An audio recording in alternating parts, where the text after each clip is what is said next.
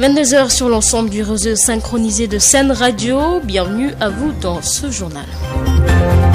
À la une de l'actualité, affaire Ousmane Sonko, il n'y a pas flagrant délit. Le leader de PASTEF ne déférera pas à la convocation à la session de recherche de Colobane, du moins tant que son immunité parlementaire n'est pas levée par les députés à l'Assemblée nationale. Martèle l'un de ses avocats, Maître Khoureyssi Ba, une affaire qui continue de soulever de nombreuses réactions. Le FRN et Taxawu Sénégal de Khalifa Sall mettent en garde le régime Macky Sall contre toute tentative d'affaiblir ou de liquider ses adversaires politiques. Pendant ce temps, à Ziguinchor, les patriotes menacent d'utiliser les armes nécessaires pour faire face à ce qu'ils qualifient de complot. À Louga, le domicile de l'ancien directeur des domaines Mamour Diallo incendié par les partisans du leader de PASTEF alors qu'il manifestait. Le compte-rendu ou le direct de Lamine Guessaman à suivre dans ce journal. L'actualité internationale nous amènera en République démocratique du Congo où le virus Ebola a refait surface dimanche, 3 mois après la fin de la 11e épidémie.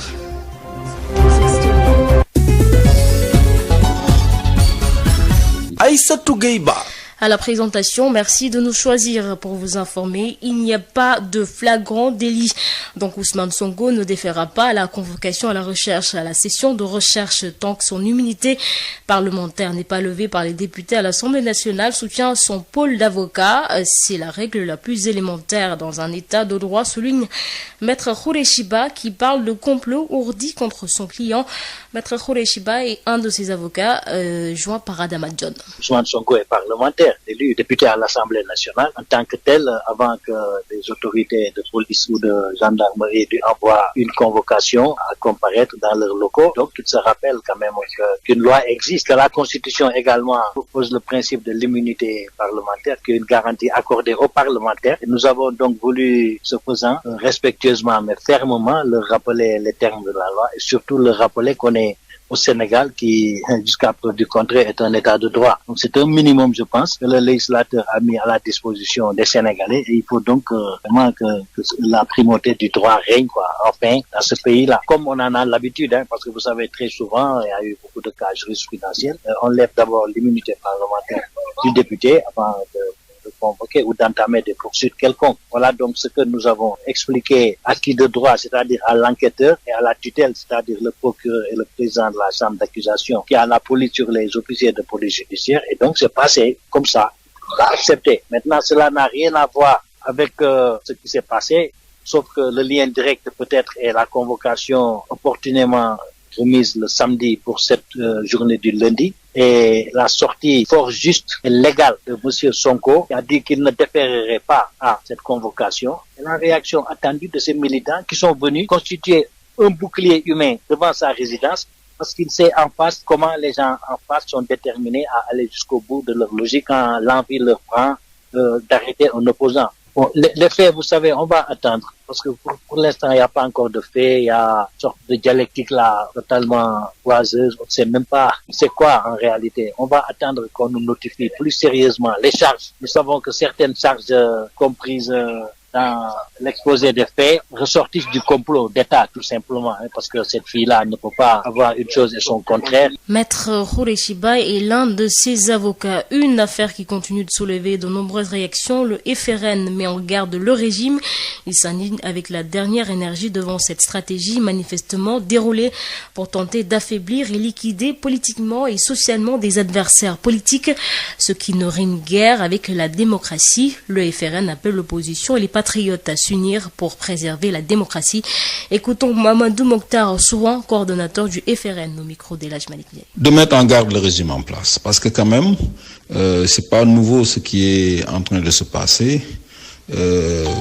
Khalifa Sall et Karim Wade ont connu ça dans le passé, dans un passé très récent. On a vu également le cas de Abdoul Mbaye et de Bougane qu'on a accusé comme ça. Aujourd'hui, c'est Ousmane Sonko. Demain, ça va être quelqu'un d'autre. C'est-à-dire, le pouvoir aujourd'hui fait tout pour discréditer et pour abattre les hommes politiques. Ils ne veulent plus d'adversaires, ils ne veulent plus de d'hommes politiques crédibles en face d'eux. Ils veulent avoir des élections, mais avec des gens, pas des adversaires, avec des adversaires qu'ils auront eux-mêmes choisis. Donc ça, c'est une menace pour la démocratie, pour les libertés. Et c'est pourquoi nous avons même lancé un appel aux hommes politiques, mais également aux démocrates, aux patriotes de ce pays, parce que dans un pays, il faut des institutions fortes, mais il faut également une démocratie qui fonctionne. Et tout récemment, d'ailleurs, le Sénégal a été parmi les dernières de la classe en matière de classement au niveau de la démocratie. Et si ça continue comme ça, évidemment, ils veulent avoir des élections qu'ils gagneraient très facilement, parce que non seulement ils auront choisi eux-mêmes leurs adversaires, mais ils auront affaibli tout le monde. C'est pourquoi nous avons sorti ce communiqué pour dénoncer cette méthode, pas du tout catholique, qui est d'une autre époque. Aujourd'hui, tout le monde est menacé et c'est pourquoi on a décidé de se donner la main pour mettre un terme à ça. Taxawu Sénégal met également en garde le régime de Macky Sall, habitué à utiliser la justice pour liquider ses adversaires contre toute instrumentalisation de la justice dans cette affaire, comme cela a été le cas contre Karim Wade et le leader de Taxawu Sénégal. Les accusations portées contre Ousmane Sonko ne doivent pas être l'occasion d'un acharnement judiciaire. La présomption d'innocence doit être respectée. Taxawu Sénégal condamne par ailleurs les violences policières contre les militants et sympathisants de PASTEF venus témoigner leur soutien à leur leader. Enfin, Taxawu Sénégal dénonce les fuites organisées en violation du secret de l'enquête. La justice doit identifier et sanctionner les commanditaires et les auteurs de ces violations intolérables, nous dit le communiqué de Taxawu Sénégal. Pendant ce temps, à Ziguinchor, les patriotes de Ziguinchor réaffirment leur soutien à Ousmane Sonko. Ils menacent d'utiliser toutes les armes à leur disposition pour contrecarrer ce qu'ils appellent un complot contre leur leader. Ils ont fait face à la presse lundi. Ben Michel Confoudi. Sonko ou la mort, nous vaincrons. Moi, je suis prêt à mourir à la place de Sonko. Vive Sonko. Les patriotes de Ziguinchor ne seront pas en reste dans le combat contre ce qu'ils qualifient de complot orchestré par le président Macky Sall et son régime. Professeur Alassane Diédhiou est le vice-coordonnateur de PASTEF Ziguinchor. Ces complots pour éliminer des adversaires politiques ne font qu'affaiblir notre démocratie. Face à cette situation, nous, patriotes de Ziguinchor, nous resterons debout comme un seul homme pour barrer la route au président Macky Sall. Nous utiliserons tous les moyens à notre disposition pour y faire face. En définitive, l'heure n'est plus au discours, mais à l'action, car lorsque l'injustice fleurit, l'espoir de vivre en commun se dissipe et personne n'est à l'abri de la tyrannie. Ce qui rend l'interpellation de Thomas Sankara actuelle. L'esclave qui n'est pas capable d'assumer sa révolte ne mérite pas que l'on s'apitoie sur son sort. Ces patriotes qui brandissent des menaces contre toutes les personnes impliquées dans cette affaire qu'ils qualifient de coup monté promettent de se battre avec toutes les armes à leur disposition. Bassirou Collier est le coordonnateur des jeunes du PASTEF de Ziguinchor. À tous les comploteurs, nous tenons à les informer que cette fois-ci, le combat ne sera pas facile. De la science léguée par nos ancêtres, le plus farouche opposant du régime de délinquants, et aussi un fils digne de la Casamance. De Bessir à Etomé, en passant par Bignona, Niamon, Kalounaï, Royaume de Bandial, Oussouy, Moulam, Kaza, tous les charges détenant la science des ancêtres seront mobilisés autour de cette affaire pour faire face à ses ennemis. Après une conférence de presse tenue aux HLM Nema de Ziguinchor, des jeunes du PASTEF ont brûlé des pneus pendant quelques minutes sur l'avenue de l'hôpital régional de Ziguinchor, en signe d'avertissement. Ben Michel Confoudi, Ziguinchor, sur le FM. Ben Michel Confoudi, à Sédhiou, la coordination de la zone sud du mouvement, Digueno Pastef dénonce ce qu'elle qualifie de cabale contre leur leader accusé de viol. Fatoumata Bintou Diédhiou, la coordonnatrice de cette zone sud, déclare que l'option du président Macky Sall est de liquider tous les opposants politiques pour se faire un boulevard. Elle réaffirme leur engagement à s'opposer à la déstabilisation de leur leader. Fatoumata Bintou Diédhiou est avec Moussa Dramé. Tout le Sénégal aujourd'hui est témoin de cet acharnement en la personne du président Ousmane Sonko, mais nous restons engagés et déterminés à cette cause de libérer en tout cas le peuple sénégalais de cette dictature, de cette cabale à n'en plus finir. Nous voulons tenir à témoin tous les Africains, toute la diaspora, le monde entier par rapport à notre chef d'État qui incarne plus un chef de parti qui ne ménage aucun effort pour détruire le peu de démocratie qui nous reste dans ce pays. Ils pensent faire tomber le leader Ousmane Sonko, mais en réalité, ils sont en train de le rendre plus grand que jamais. Nous lançons en tout cas un appel fort parce que tout ce qui se passe aujourd'hui dans ce pays n'honore pas, en tout cas, un tel président de la République gérer l'unité africaine. Tous les Africains, partout où ils sont,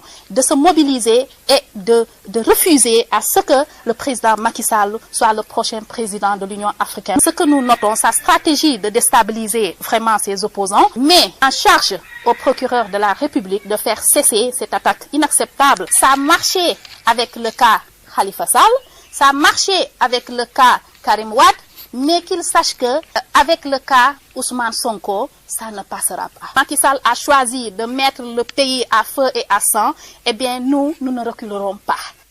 Pendant ce temps, à Louga, des personnes non identifiées auraient mis le feu au domicile de Mamadou Mamour Diallo, président du mouvement Dolly Maki, ex-DG des domaines.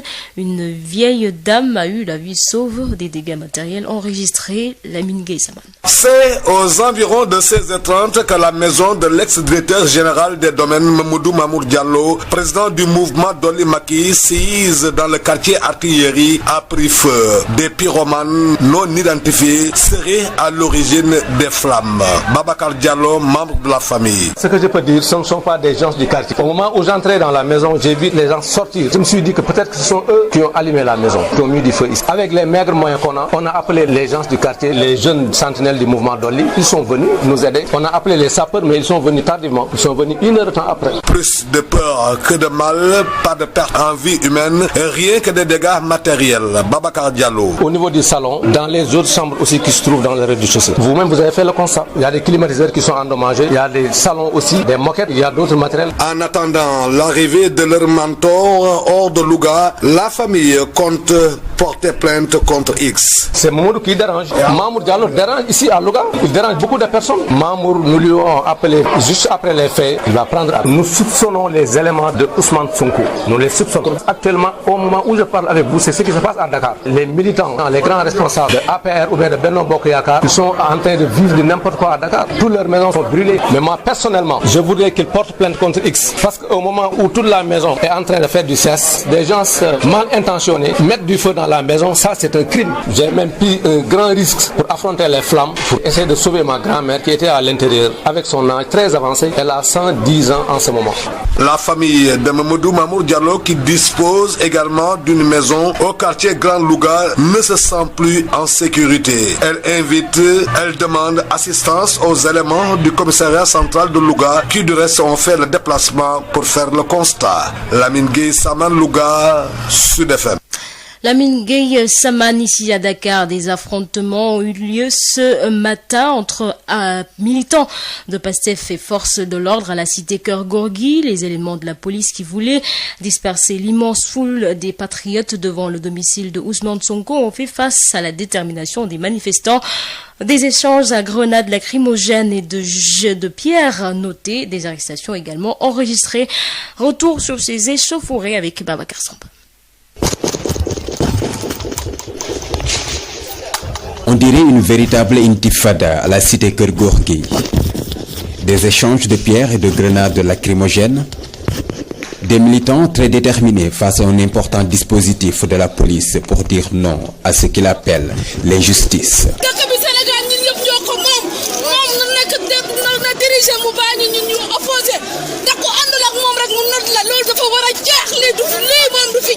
La tension va crescendo. L'intensité des fumées pollue déjà l'atmosphère. Des pneus brûlés, des voitures caillassées. La situation dégénère. Les forces de l'ordre optent pour le repli stratégique. C'est encore l'attaque.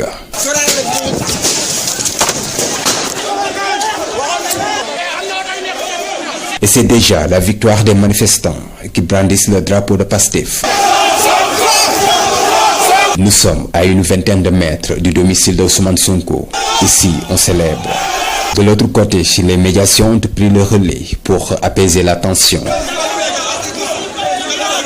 Calme précaire, mais de courte durée. Les affrontements reprennent. Babacar Samb, 22h14 sur l'ensemble du réseau synchronisé de Sen Radio.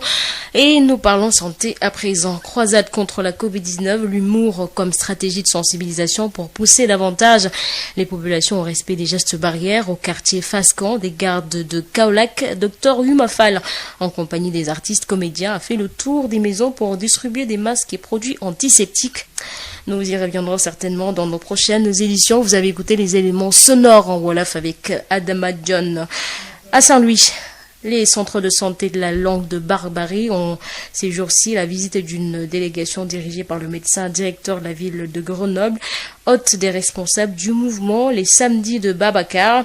Ils envisagent d'œuvrer au relèvement des plateaux techniques de ces différents centres de santé des quartiers de Gendar, Santiaba, Hydrobase, la formation et le renforcement des capacités des personnels de santé ainsi que les équipements constituent les préoccupations recensées. Correspondant Yves Tandang. Le poste de santé de Gendar fut la dernière étape de cette tournée de 4 jours visant plus tard le relèvement du plateau technique des centres de santé de la langue de Barbarie.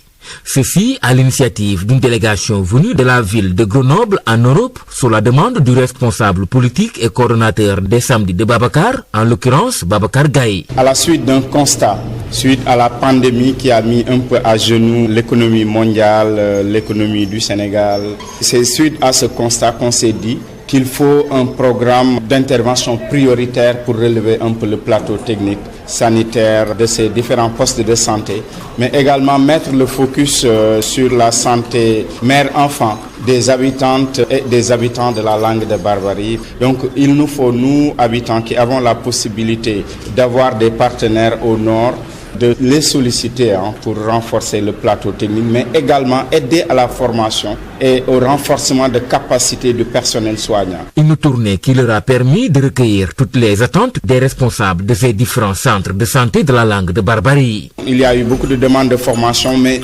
surtout l'équipement. Par exemple, dans un des centres de santé, il y a un laboratoire qui est déjà prêt, mais qui n'est pas fonctionnel faute d'appareil. Au niveau de Gokhumbat, il y a un projet de mise en place d'un laboratoire d'analyse médicale pour les femmes en état de grossesse. Un partenariat que s'engage à pérenniser dans le temps le docteur Patrick Baguet, médecin directeur de la ville de Grenoble. Nous, ce qui nous intéresse effectivement, c'est pas juste d'amener du matériel puis de partir après, c'est de faire quelque chose qui va faire que le matériel, l'apport en médicaments éventuellement ou la formation, c'est quelque chose qui sera pérenne. On entretiendra au fur et à mesure avec des visites régulières pour que ce soit pas juste un coup d'épée dans l'eau qui servira pas à grand chose. Saint-Louis, Yves Tandang, Sud FM. Yves Tandang, je vous le disais tout à l'heure, croisade contre la Covid-19, l'humour utilisé comme stratégie de sensibilisation pour pousser davantage les populations au respect des gestes barrières à Kaolack, au quartier Fascan des Gardes. Dr Yumafal, en compagnie des artistes comédiens, a fait le tour des maisons pour distribuer des masques et produits antiseptiques. La bataille pour stopper la progression de la Covid-19 se poursuit à Kaolack dans tous les quartiers. La mobilisation est de rigueur avec diverses stratégies qui sont déroulées. Au quartier Fascan des Gardes, Dr Yumafal, ministre conseiller à la présidence de la République, a misé sur l'humour pour sensibiliser les populations. En compagnie des artistes comédiens de la banlieue de Dakar, elle a fait du porte-à-porte pour inciter les populations au respect des gestes barrières. Dr Yumafal. Chacun doit, là où il se situe, apporter sa contribution. On s'est dit, on va aller à Kaolack, apporter notre contribution. Mais comme nous, on s'est dit que la sensibilisation, c'est le nerf de la guerre, et que pour nous, la sensibilisation est éminemment culturelle. Donc on s'est dit, comment on peut faire pour sensibiliser? Alors je suis parti voir mes amis de toujours, parce qu'on ne change pas une équipe qui gagne, c'est les artistes comédiens, particulièrement de Arcos Bandi Pikine, avec mon ami Laïtifal. J'ai dit donc, comment on peut faire nous pour apporter notre contribution? Il me dit sensibilisation porte à porte. Donc on va dans notre quartier face faire de la sensibilisation porte à porte, distribution de masques, mais surtout échange avec la population, sensibilisation. Et je pense qu'on se disait ça tout à l'heure, qu'il n'y a pas que le port du masque, il y a aussi les vaccins qui arrivent. Mais je pense que c'est aussi le moment de commencer à sensibiliser la population par rapport à tout cela. Après avoir remis 3000 masques au préfet de Kaolack, 5000 autres, mais aussi des gels et lave-mains ont été distribués dans son quartier face camp des gardes. C'est pour apporter sa modeste contribution à l'effort de guerre. Kaolack pour Sud FM, Awa Thiaw. Awa Thiaw, le préfet de Kaolack, a d'ailleurs salué cette stratégie qui peut apporter un plus avec le relâchement constaté chez les populations. L'art peut aider à changer les comportements. Ahmed Tidiane Thiaw est au micro d'Awa Thiaw. La situation ne fait que donner raison à ceux qui disent que l'approche doit être multi-actorielle. Ce n'est pas seulement une affaire de gouvernement, ce n'est pas seulement une affaire de personnel de la santé. Je donne parfaitement raison à ceux qui disent que les sociologues, les psychologues, tout le monde doit apporter sa pierre à l'édifice. Parce que ce relâchement aussi, ne nous voilons pas la face, a des ressorts quelque peu sociologiques chez nous autres Sénégalais. Dans les grands moments de choc, nous nous mobilisons. Mais dès que la température baisse, nous nous laissons aller. C'est tel que nous sommes. Ce qui fait que la principale stratégie, c'est de ne pas se lasser, de ne pas baisser les bras, de continuer dans la sensibilisation. Évidemment, en impliquant quand même une certaine catégorie d'acteurs. Les chefs religieux, je crois qu'ils ont une partition à jouer, mais également pour jouer sur les ressorts culturels, je suis très heureux de noter que les artistes comédiens sont également impliqués dans la communication et la sensibilisation. Parce que là où nous en sommes, il ne s'agit pas de faire peur, il ne s'agit pas de dramatiser la situation, parce que nous en connaissons tous ce que nous devrions en connaître. Le reste maintenant, c'est un peu de jouer sur le mental des Sénégalais, les faire rire, rions-en, mais en donnant des pelles. Je crois que c'est ce que je prêche personnellement. Sud International. En République démocratique du Congo, l'épidémie d'Ebola a refait surface après analyse d'un échantillon de sang d'une femme décédée début février. Il s'agit d'une cultivatrice épouse d'un survivant de la maladie à virus Ebola ayant présenté en date du 1er février les signes typiques de cette maladie. Les autorités sanitaires de la République démocratique du Congo ont annoncé dimanche le retour du virus Ebola dans l'est du pays, 3 mois après la déclaration de la fin d'une épidémie précédente.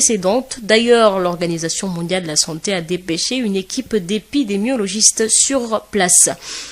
Au Mali, un nouvel accord de paix a été signé dimanche 7 février dans le cercle de Bankas, dans le centre du pays.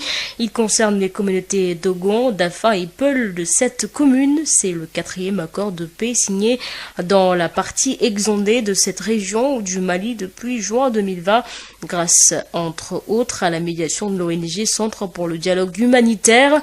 Selon Daodo Togo, leader de la jeunesse d'Ogon de cette commune et signataire de l'accord, cette trêve sera respectée car les communautés étaient à bout. Le conflit a fait près de 400 morts dans la région. Pour éviter de nombreux affrontements, un comité de suivi d'accord a été mis en place composé de 15 membres. Il peut être saisi par les communautés afin d'arbitrer des litiges. Le contradictoire. Le contradictoire, les lundis et vendredis, tous les sujets à controverse seront débattus dans le contradictoire. Un sujet, 2 invités pour un regard croisé. Le contradictoire, c'est tous les lundis et vendredis sur Sud FM Sen Radio. Polémique autour de la présence de Jakarta dans le transport à Dakar, une concurrence déloyale selon le syndicat démocratique des chauffeurs de taxi affilié à la CSA. Les taximans de la capitale refusent cette cohabitation, d'autant plus que le secteur est saturé, dit Papa Diop, chargé de l'organisation de la CSA avec Isseignan. Papa Diop, bonjour. Bonjour Issa. Vous êtes le chargé de l'organisation de la CSA. Le syndicat démocratique des chauffeurs de taxi affilié à la CSA a récemment dénoncé une concurrence déloyale des tchak-tchak et autres motos Jakarta. Qu'est-ce qui explique cette situation? Merci Issa, tout à fait d'accord avec vous. Comme vous l'avez dit, le syndicat des chauffeurs de taxi sont affiliés à la CSA et la semaine passée, ils ont eu à organiser une conférence de presse pour dénoncer ce qui se passe au niveau du transport urbain, notamment avec les motos Jakarta qui n'ont pas l'autorisation de faire du transport et qui sont actuellement en train de faire du transport. Donc, ils sont en train de concurrencer les chauffeurs de taxi, cause pour laquelle les chauffeurs de taxi avaient adressé une correspondance au préfet de Dakar pour qu'il puisse prendre toutes les mesures idoines, d'autant plus que, comme vous le savez, nous, les chauffeurs de taxi ont eu leur licence et leur licence pour faire le transport urbain, alors que les Jakarta et les Tchak-Tchak ne sont pas autorisés à le faire. Là aussi, il y a beaucoup de difficultés liées à ces motos, d'autant plus qu'ils concurrencent déjà les chauffeurs de taxi, mais aussi ils causent beaucoup de dégâts, notamment pour les accidents de la circulation, d'autant plus qu'ils roulent comme ils veulent. Alors que au niveau du Sénégal, on a réglementé le transport, donc les autorités doivent prendre des mesures par rapport à cette situation. C'est la raison pour laquelle les chauffeurs de taxi sont en train de dénoncer ça et de vouloir trouver des solutions pour au moins que leur secteur vraiment soit bien pris en compte. Mais ce phénomène des mototaxis Jakarta, Tchak-Tchak prend de l'ampleur justement à Dakar parce qu'on juge que les les prix pratiqués par les taxis sont très élevés. Mais même si le prix est élevé, un secteur doit être organisé. Déjà, il y a des moyens pour au moins que les taximans puissent prendre les clients, les transporter et avoir un prix abordable. Mais c'est pas parce que le taxi est cher qu'on autorise les motos Jakarta qui ne sont pas autorisés à circuler puissent prendre des personnes. Ça, c'est du n'importe quoi. Même s'ils disent que le prix de taxi est un peu cher, il y a des moyens à avoir avec l'État du Sénégal, mais pas à ce qu'on autorise ou on laisse les motos Jakarta, les Tchak-Tchak, qui étaient au départ réservés à des transports de colis. Et maintenant, c'est pas seulement, ils ne transportent seulement pas les colis, mais les personnes, c'est des choses que l'État doit avoir. Et aujourd'hui, quelle est la véritable demande des chauffeurs de taxi? C'est qu'on réglemente le secteur et que les motos Jakarta rejoignent cette réglementation, ou cela constitue tout simplement une menace à écarter? Juste ce que les chauffeurs de taxi disent, c'est qu'on réglemente le transport urbain à Dakar. Parce qu'on a dit qu'au niveau de Dakar, les transports qui sont autorisés, ce sont des transports de Dakar Demdik, c'est les car rapides. Même les clandos ne sont pas réglementés. Donc, alors que aussi maintenant, on voit que les motos Jakarta et les Tchak-Tchak se concurrencient. Ça, c'est des choses que l'État doit réglementer. Au moins qu'on puisse savoir qui a le droit de faire le transport urbain au niveau de la capitale et au niveau de la capitale de Dakar. Papa Diop, je vous remercie. Merci Issa. Les Jakarta constituent une alternative crédible dans le transport urbain, plaide la Fédération nationale des conducteurs de vélo-taxi du Sénégal. Aucune concurrence déloyale dans la capitale, mais il faut certes une meilleure organisation et la réglementation de l'activité, reconnaît Hassan Digel, chargé de la communication de la Fédération avec qui Sonia. Hassan Digel, bonjour. Bonjour. Vous êtes le chargé de la communication de la Fédération nationale des conducteurs de vélo-taxi Jakarta du Sénégal. Aujourd'hui, on voit que le phénomène prend de l'ampleur, mais est-ce que les motos Jakarta sont autorisées à effectuer des transports de passagers? Bon, effectivement, les motos Jakarta sont autorisées actuellement au niveau du Sénégal à autoriser des transports de passagers. Au début, en 2008, on disait que c'était un mal nécessaire, on n'avait pas d'autorisation pour le faire.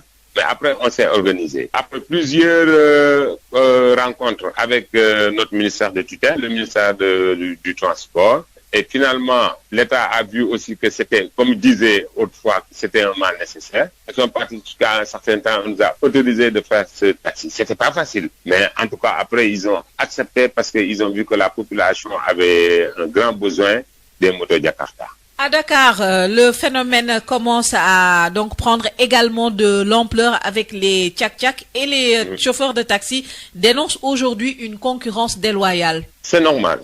C'est normal parce que au début, nous, au niveau de Thiès, au niveau des autres régions du Sénégal, c'était la même chose. Dakar vient de prendre tout simplement sa part par rapport au Tchak-Tchak, par rapport au transport des motos Jakarta. Je vais vous faire comprendre que on disait qu'au Sénégal, il y avait partout des motos Jakarta, sauf deux régions, Saint-Louis et Dakar. Aujourd'hui, Saint-Louis et Dakar exercent ces types de transport. Dakar en a grandement besoin, d'autant plus qu'ils ont créé le mouvement des Tchak-Tchak. mais ils devaient savoir qu'après Tchak-Tchak, on allait rentrer sur le transport. C'est pas pour nous. C'est pas un transport, c'est pas quelque chose de déloyal. Vous savez, nous sommes tous des Sénégalais et nous avons tous droit dans ce pays.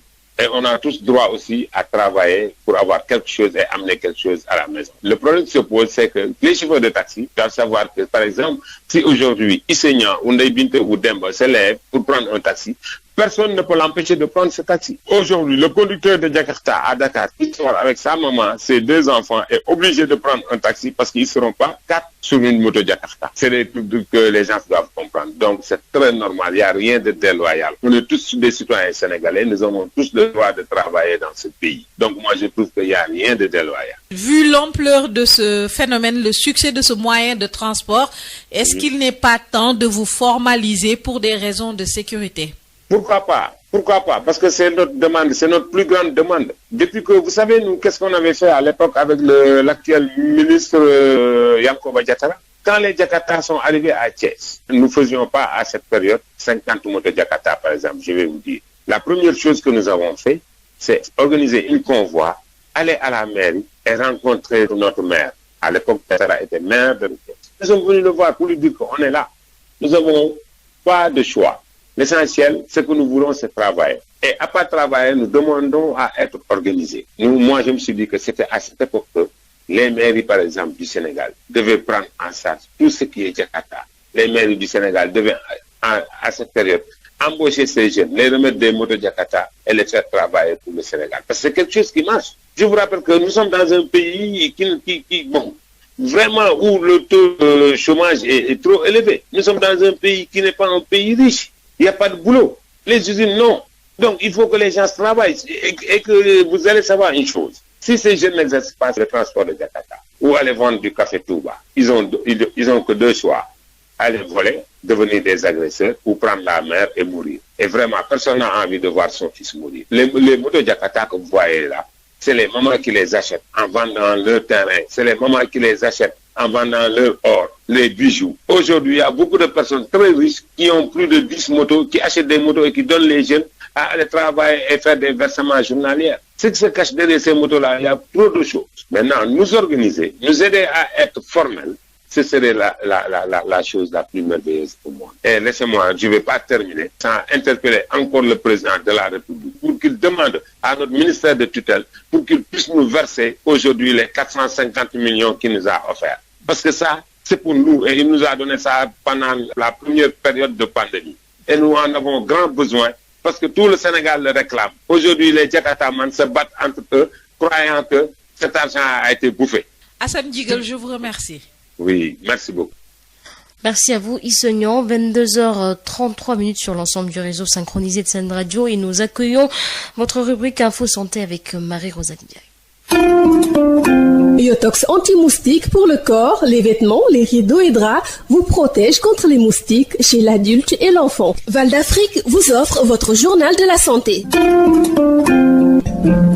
Bonjour à tous. Les autorités sanitaires manquent d'innovation dans le cadre de cette deuxième vague de la pandémie au Sénégal. Il faut entre autres perspectives recourir aux tests rapides pour mieux évaluer la situation, estime le spécialiste en santé publique, Dr Mohamed Lamine. Déjà, pourquoi on a fait des restrictions sur le dépistage? Ça, c'est une question qui mérite d'être posée parce que jusqu'à présent, on nous disait que c'était des problèmes de coût, que ça revenait cher. Or, on a maintenant de nouveaux tests rapides, des tests antigéniques, qui sont peut-être moins sensibles, mais qui sont utilisés par beaucoup de pays qui nous entourent. Et donc, je pense qu'on peut utiliser ces tests rapides-là pour pouvoir évaluer un peu ce qu'on fait comme action. On voit aussi qu'il y a un manque d'esprit d'innovation de la part des autorités, parce que le contexte de la deuxième vague est un peu différent de celui de la première, où les difficultés économiques commencent vraiment à se manifester. Donc l'État n'a plus les moyens qu'il avait lors de la première vague. On voit qu'il y a des réticences des parents d'élèves à perdre encore des mois de scolarité pour leurs enfants. Les écoles privées également ne sont plus très enthousiastes pour fermer parce que après les parents aussi vont rechigner à payer les mensualités. Donc il y a de nouveaux problèmes qu'il faut que les gens prennent en compte dans la communication. Or, ce qu'on voit, c'est que c'est toujours la même. On vient nous annoncer tous les jours le nombre de cas, le nombre de décès, le nombre de cas guéris. mais on n'aborde pas les vrais problèmes auxquels les gens sont confrontés et qui les empêchent de se conformer aux directives données par le ministère de la Santé et de l'Action sociale, quoi. À l'instant, le docteur Mohamed Lamine Ly, spécialiste en santé publique. C'est tout pour aujourd'hui. Merci de nous avoir suivis. Yotox anti-moustique pour le corps, les vêtements, les rideaux et draps vous protège contre les moustiques chez l'adulte et l'enfant. Val d'Afrique vous a offert votre journal de la santé. Aïssatou Gueye-Ba. Affaire Ousmane Sonko, il n'y a pas flagrant délit. Le leader de PASTEF ne déférera pas à la convocation à la session de recherche de Colobane. Du moins, tant que son immunité parlementaire n'est pas levée par les députés à l'Assemblée nationale, martèle l'un de ses avocats, Maître Khouré Chiba. Une affaire qui continue de soulever de nombreuses réactions. Le FRN et Taxawu Sénégal de Khalifa Sall mettent en garde le régime Macky Sall contre toute tentative d'affaiblir ou de liquider ses adversaires politiques. Pendant ce temps, à Ziguinchor, les patriotes menacent d'utiliser les armes nécessaires pour faire face à ce qu'ils qualifient de complot. À Louga, le domicile de l'ancien directeur des domaines Mamour Diallo incendié par des personnes non encore identifiées. Des dégâts matériels importants enregistrés. L'actualité internationale nous a amené en République démocratique du Congo, où le virus Ebola a refait surface dimanche, 3 mois après la fin de la 11e épidémie. Voilà, c'est la fin de ce journal. Merci de l'avoir suivi. Merci également à Hassan Thioun qui en a assuré la mise en onde. À 0h, retrouvez Adam John pour le prochain bulletin d'information en Wolof, et en français et en Wolof. Bien entendu, ne bougez pas, restez sur nos ondes. Dans un instant, votre rubrique Sud Nutrition avec Marie-Rosaline et le docteur Bintou Charsek.